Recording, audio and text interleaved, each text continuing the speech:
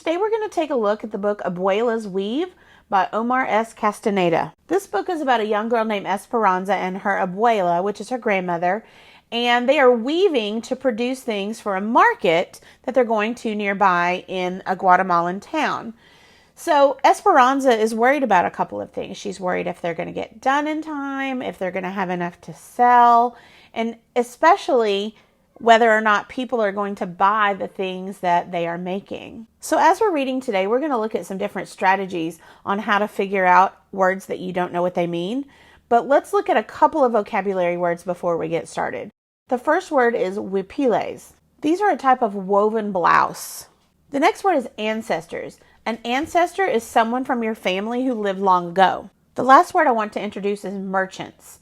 And a merchant is someone who sells things. So like I said a moment ago, today we're going to be learning how readers can use strategies to determine unknown words in a text. The context in the story and the pictures can help provide clues to determine meanings of unknown words. So let's go ahead and get started with Abuela's Weave.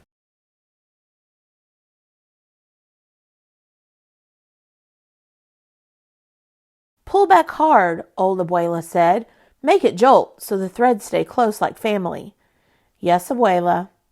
Esperanza thrust the bolt through the opened weave and pulled the bar down with all her might.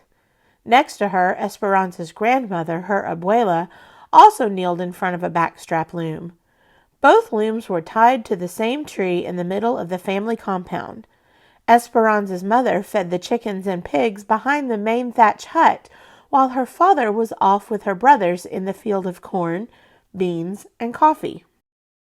On these first two pages, I've run across a couple of unfamiliar words. I can read them easily, but I'm not sure I know what they mean.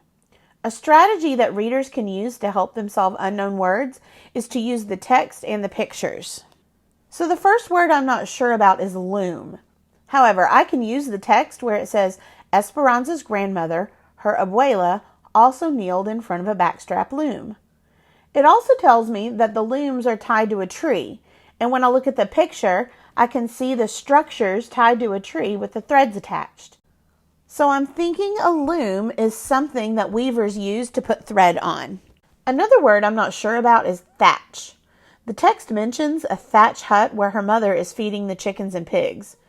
In the picture, I can see the hut has this straw-looking material on the roof, so I'm thinking thatch might be straw or hay. So the thing I want you to remember is that readers use context and the pictures to help determine the meanings of unknown words and phrases. You're learning, Abuela said. Esperanza looked at her grandmother out of the corner of her eye. She knew that Abuela was nervous about the market. Her mother said the huipiles and tapestries Abuela made could pull the wonder right out of people. But these days, more and more goods were made by machines. Esperanza worried that people would tease Abuela about her birthmark, as some kids had once done. They had started a rumor that she was a witch, and now many people were frightened to buy things from her. Daydreaming again? Abuela asked. Yes, Abuela. Well, the old woman said gruffly, get busy because there are too few days left. You still have a lot of work to do, and there will be many other people selling the same things you have. Don't worry, Abuela, I'll be busy until we leave. And she was. Esperanza and her grandmother worked from early morning, even before the sun rose, to well past sunset, when the moon rose and the compound fire gave everything the rich smell of pine. They showed no one their work, not even Esperanza's mother, because it was a special thing that they wove. They wanted to wait for the Fiesta de Pueblos in Guate to reveal it. Soon the day arrived. Bright with sun, the leaves glistening from the previous night's rain, it seemed like a good omen for Esperanza and her grandmother. Abuela appeared disguised as a woman in mourning. Dressed in black, she wrapped a long black shawl around her shoulders and across her face so that only her eyes appeared to the world. Esperanza, however, wore her favorite huipil. It was a white blouse with red, blue, and green threads in the rectangular collar. Under that, The colors bled into silver and blue, and hidden within the intricate designs of the blouse were tiny quetzals flying freely in the threads, the way they once flew in the great forests of Guatemala. As the story continues, there are other words that I'm not too sure about. The second sentence on this page talks about the bright sun and rain being a good omen. I don't see anything in the picture to help me, so I'm going to try to replace it with a word that would make sense. Let's see. The previous night's rain, it seemed like a good blank for Esperanza and her grandmother. What might make sense? I'm thinking it might be a sign or a feeling. Did you notice how using the clues and replacing the word can help make sense of an unknown word? Take a moment to think about what quetzals might mean. And I want you to think about the strategies over here on the right and which strategy you could use to figure out the meaning. So I'm going to use the strategy where I reread or read on to look for clues. And in that sentence where it's talking about the quetzals, it mentions that they're flying freely the way they once flew in the great forests of Guatemala. So my clues there are the word flying and the words great forest. So I'm thinking about something that would fly through a big forest, and that makes me think it's probably a bird. So once again, readers use context and pictures to help determine the meanings of unknown words and phrases in a story.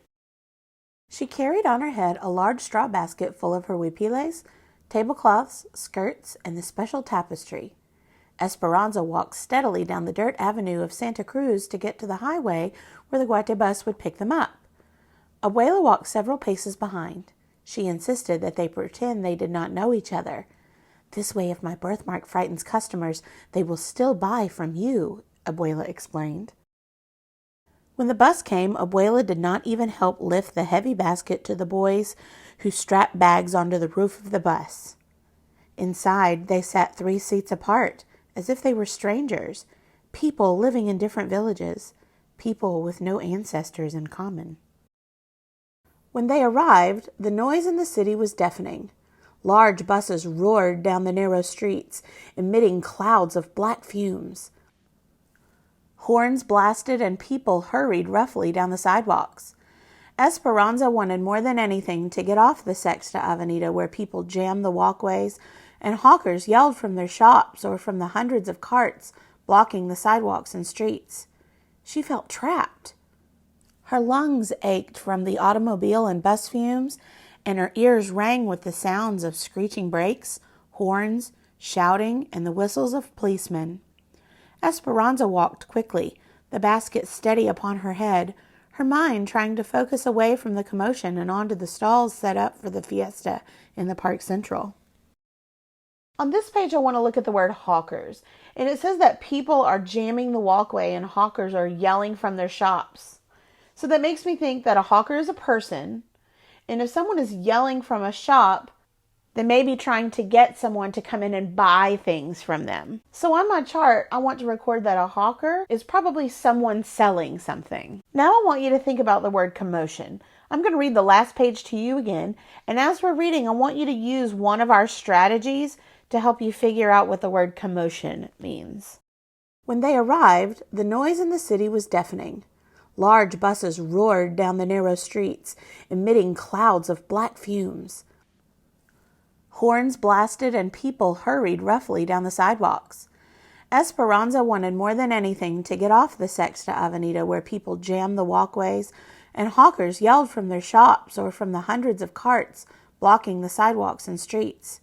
She felt trapped. Her lungs ached from the automobile and bus fumes, and her ears rang with the sounds of screeching brakes, horns, shouting, and the whistles of policemen. Esperanza walked quickly, the basket steady upon her head, her mind trying to focus away from the commotion and onto the stalls set up for the fiesta in the Park Central.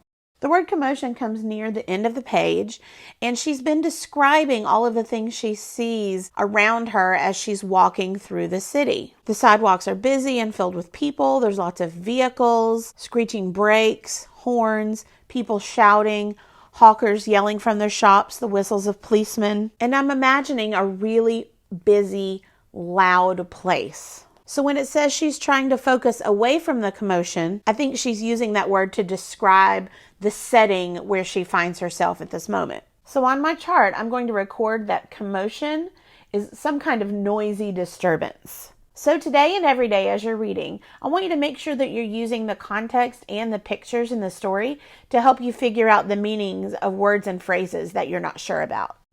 So your writing assignment today is to choose 4 words from the chart and write your own sentences using those words. So you'll have 4 words and 4 separate sentences.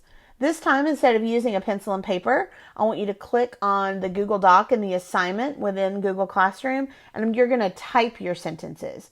To make a capital letter, you'll need to hold down the Shift key and press the letter at the same time, and make sure that you add punctuation. If you need to use a question mark, you'll need to hit the Shift key and the button with the question mark to get the symbol that's at the top of that key. When you're finished with your Google Doc sentences, make sure that you click Turn In so that I'll get a copy of it and can check it.